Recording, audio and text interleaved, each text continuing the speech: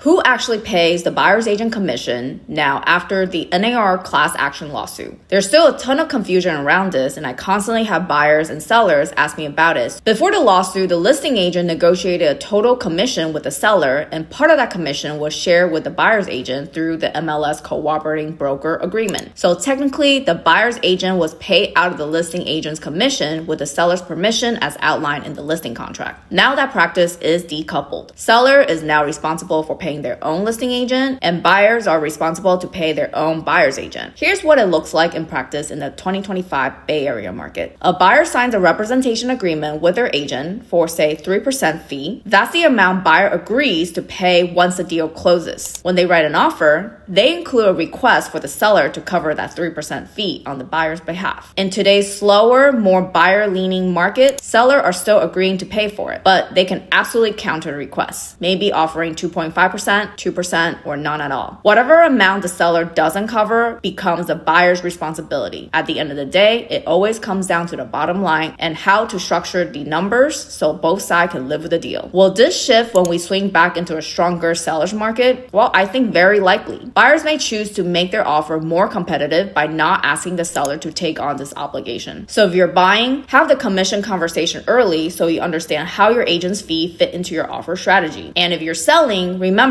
this is now a negotiable term. DM me for a breakdown of how this affects your offer or sale.